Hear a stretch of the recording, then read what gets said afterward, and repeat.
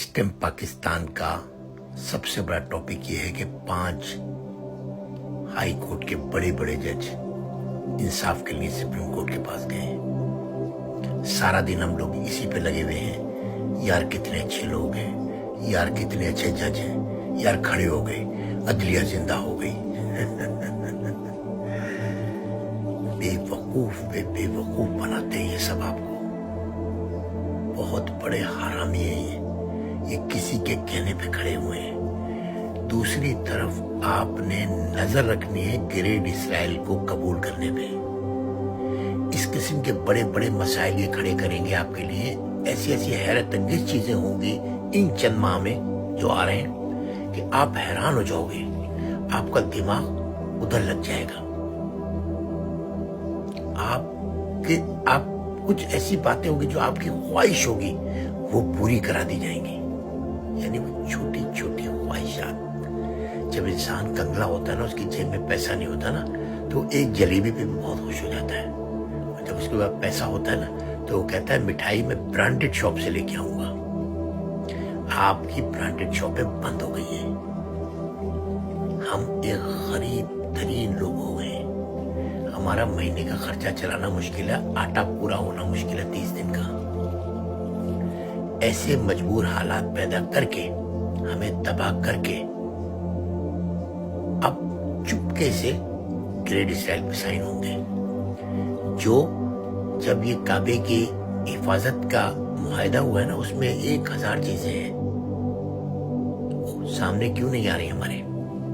یہ ججوں کو بھیج کے یہ ایک حیرت انگیز چیزیں کر کے نا، ہو سکتا ہے یہ عمران خان کو بھی چند دن کے لیے چھوڑ دیں، سارے کیس بھی ختم کر دیں۔ دیکھیے میں آپ کو بتاؤں، پاکستانی قوم جو ہے نا، اس کو صرف ایک چیز کی ضرورت ہے، وہ ہے تعلیم۔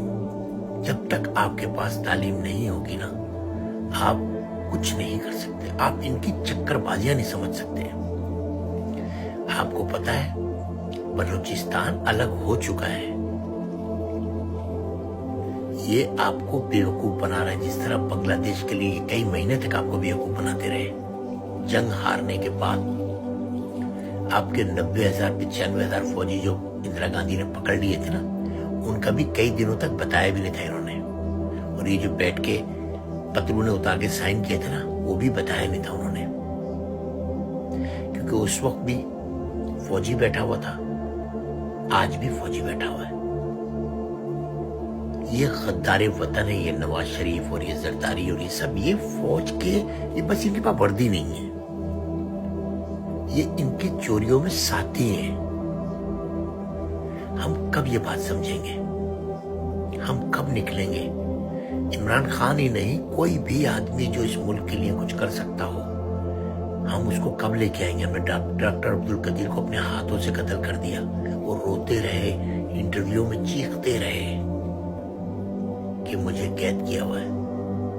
کسی پاکستانی نے کبھی جا کے ان کے گھر کے آگے کھڑے ہو کے ایک بینر نہیں لگا دکھایا کہ ان کو آزاد کرو؟ وہ وہیں پہ مر گئے۔ ان کو کھانے کو صحیح سے دیا نہیں جاتا تھا، ان کو آہستہ آہستہ پوائزن دیا کہ پبلک شور نہ کرے۔ وہی یہ عمران خان کے ساتھ کریں گے۔ چھوڑو یہ ججوں وجوں کے چکر، یہ چوتیا بنا رہے ہیں ہم کو اور ہم بن رہے ہیں۔ سوری مائی لینگویج، چوتیا گالی نہیں ہوتی، بے وقوف کو چوتیا کہتے ہیں، ہم لوگوں نے گالیاں بنا دی اس کو۔ بہرحال آپ یہ چھوٹے چھوٹی خوشیوں کے اندر نا، یہ آپ کو چھوٹی چھوٹی خوشیاں دیں گے۔ کعبے کی حفاظت کا اگر سائن ہو گیا ہے تو بہت سے بے وقوف یہ لکھتے ہیں کمنٹس میں مجھے کہ آپ کو کیا تکلیف؟ بھائی اب تو ڈالر بھی آئیں گے، ہمارے پاس طاقت تھی، ان کے پاس دولت تھی، اب دولت بھی ہماری ہو گئی۔ جاہلوں، یہ پیسہ سیدھا جائے گا فوج کو، اور فوج سے جائے گا جزیروں کو، کچھ بھی یاد نہیں آنا۔ خوش رہو۔